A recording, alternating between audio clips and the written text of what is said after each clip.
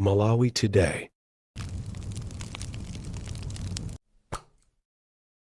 Tikulandireni kwina kulikonse kumene muli mchigawo chinanso pano pa Malawi lero. Apa tikupasireni zimene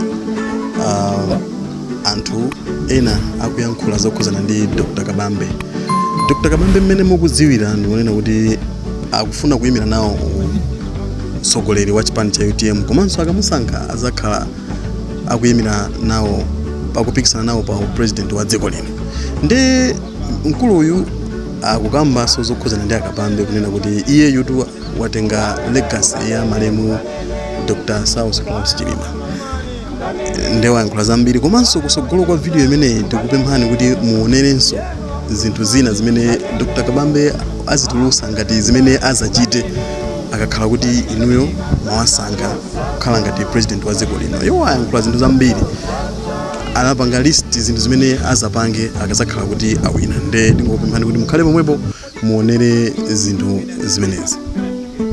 Anzanga ndakhati kukambira kunena kuti dziko lino tikusakasaka atsogoleri abwino, dziko lino tikusakasaka atsogoleri achikondi. Ndimati ndinene kuti pamene chipani cha UTM chikupita kukasankha president pa 17 November convention, ndiwapemphe ma delegates onse komanso akuluakulu a UTM akasankhe Dr. Daliso Kabambe.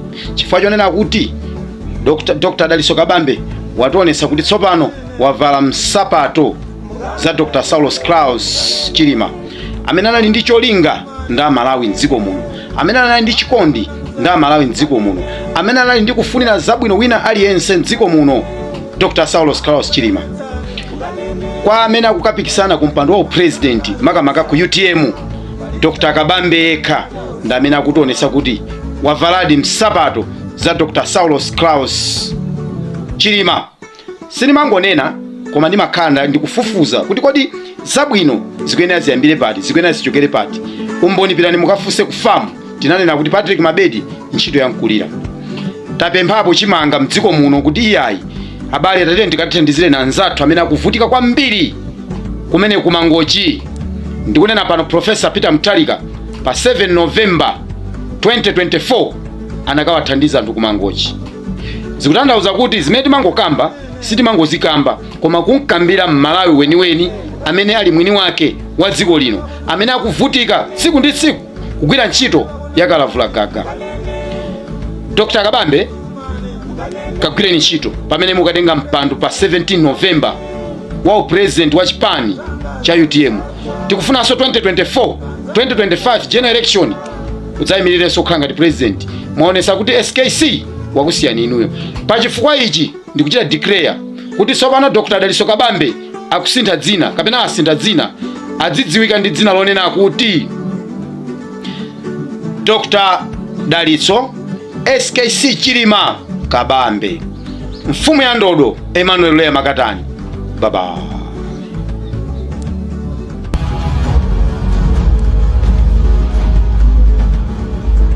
For the past 60 years since independence in 1964, Malawi has experienced sluggish economic growth and development. This cuts across all sectors: health, education, manufacturing, tourism, agriculture, and infrastructure development, among others.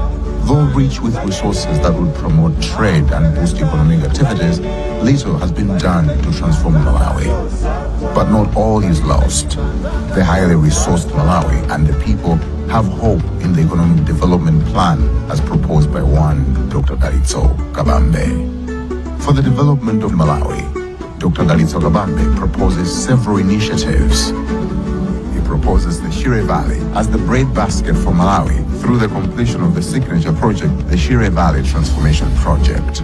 Dr. Kabambe proposes a massive ramping up of the cotton industry from plantation to ginning, spinning, cloth and textiles making, including oil production, massive ramping up of the beef industry, skin and hides, development of the Nsanje port and multimodal transport system of road, rail, airport and marine, massive ramping up of the tourism industry around Lengwe National Park, Majete and Waza Marsh, expansion of the sugar plantations, and construction of the Bangula University to focus on cotton research, livestock promotion, and water resources management.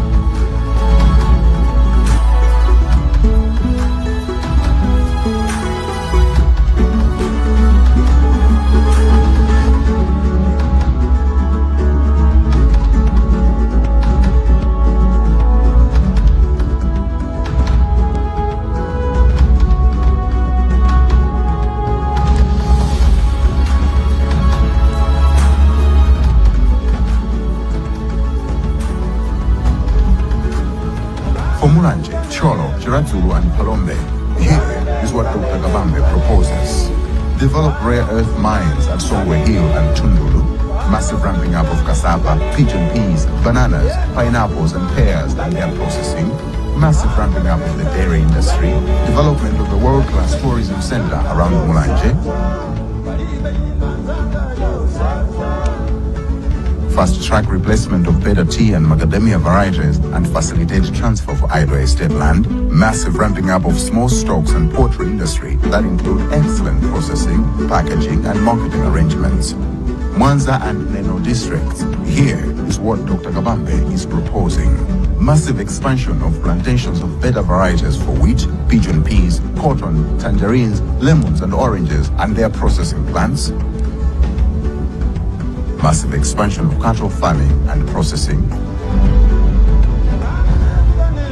Development of the Creek Range into world-class tourism center of attraction. Completion of the Mpatamanga hydroelectric plant dam and develop the Kamwamba coal-fired plant. Develop a gold and rubies mine. Blantyre is well known as the commercial, banking, and manufacturing hub of the nation, bringing back the lost glory to Blantyre through massive infrastructure development to improve connectivity and modernize the city. An industrial park at Matindi for manufacturing of different products ranging from light industries such as production of various electrical gadgets, handsets, cosmetics, furniture, plumbing, ceramics, textiles and apparels to heavy industries such as engine and body cars. For young people, the development of youth parks. Blantyre Rural should focus on the beef and poultry industries as well as dhow processing.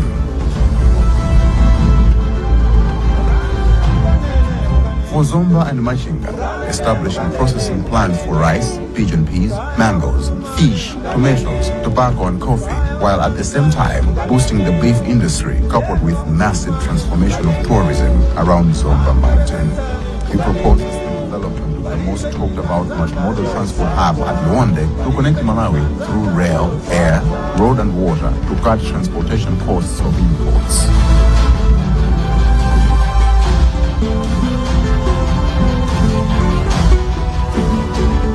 Elsewhere in Balaga, develop the Gangankude mine and gold mine. Massive expansion of the cotton industry from production to ginning, spinning, textile and cloth making, expansion of the poultry industry and pigeon peas production and processing. In Dr. Kabambe's proposal, Mangochi and Cape Macleay should implement some signature projects that include an airport, holiday resort and golf course, teaching, hospital and residential properties, expansion of the fish cages and fish processing industry, develop the Maganjira heavy sands minerals mine and commence oil drilling in Lake Malawi, expand the Green Belt initiative covering rice, sugarcane and other crops.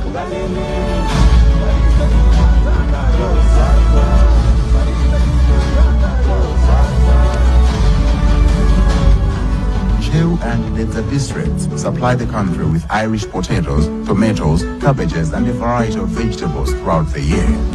Investing into small-scale irrigation schemes and cooperatives for value addition of these products to reduce post-harvest losses. The Green Belt Initiative to be extended to cover the entire Bwanje Valley to grow cotton, maize, beans, groundnuts, and many more with value addition factories in these places. Develop clinker and cement mining in the valley, Chimwazulu to be a world-class ruby and sapphire mine. Dr. Kabambe also proposes improved tourism around Dedza Mountain and Chencherere Rock Art Heritage Site, a bypass road connecting Dedza to Salima through Miami.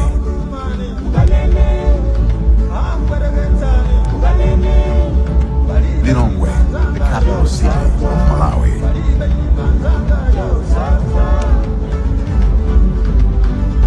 Lilongwe should develop the industrial park at Area 55, develop the graphite and rubies mine at Malingundi and Kasia, expand dam construction and irrigation for crops like maize, groundnuts, tobacco, beans and their processing, massive expansion of the poultry and dairy industries, massive reforestation of Zalanyama forest, and establish youth parks.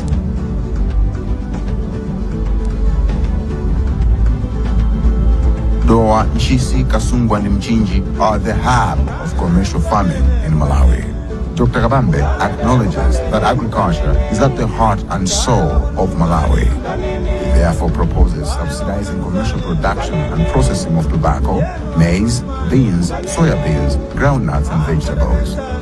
He also proposes the revitalization of Kasungu National Park for it to wear a new face with world-class infrastructure to attract tourists and mining of gold to be developed in Nchisi and Kasungu. With this proposal, Salima and Kota Kota should benefit from an expanded Greenbelt irrigation initiative covering the entire stretch of the lake shore, enabling the growing of sugarcane, rice, cotton, maize, medicinal hemp, cassava, macadamia, bananas, and pigeon peas for processing. The fisheries industry should be promoted through cage farming and processing of fish products.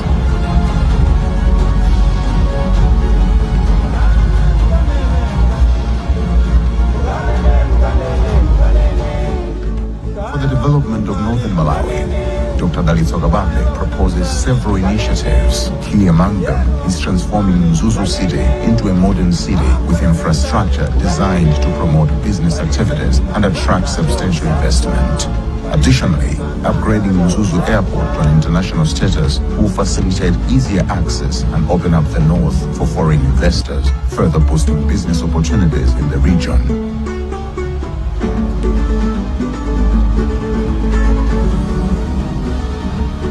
An industrial park around Luinga for manufacturing different products ranging from light industries such as production of various electrical gadgets, handsets, cosmetics, furniture, plumbing, ceramics, textiles and apparels, to heavy industries such as engine and body cars.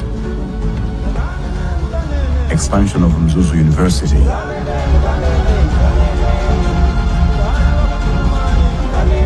Mzimba. Construction and completion of world-class Mbela University, formerly Mombera University.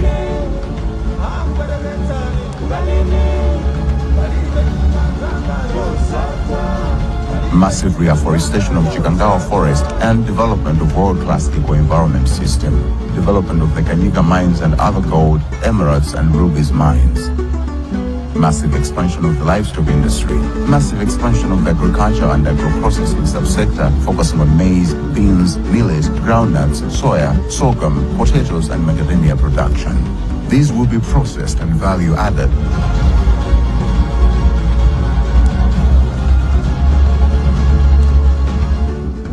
In Rumbi, massive expansion of tourism around Nyika involving construction of an airstrip, road network, 5-star international hotels and golf courses and allied services, fish industry through cage farming on the lake, oil drilling and expansion of Kaziwiziri coal mines, expansion of tourism infrastructure around the lake, expansion of the Livingstonia University, and expansion of agricultural production and processing of bananas, cassava and jatropha. Rumpi needs 2 complete roads, from Rumpi Boma to Livingstonia via Muhuju, all the way to Nyika, then Harire to Chitipa to connect to Zambia, Tanzania and Burundi. In Katabe, expansion of the fish industry through cage farming, massive expansion of the tourism infrastructure around the lake,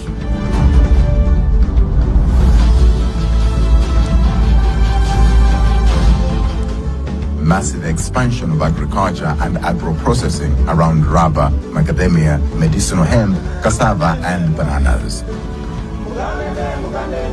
For Karonga, the expansion of the fish industry through cage farming, oil drilling, expansion of tourism infrastructure around the lake and Songwe River, expansion of Kairekera mines, expansion of the rice and cotton industries and their processing, expansion of the livestock industry and their processing.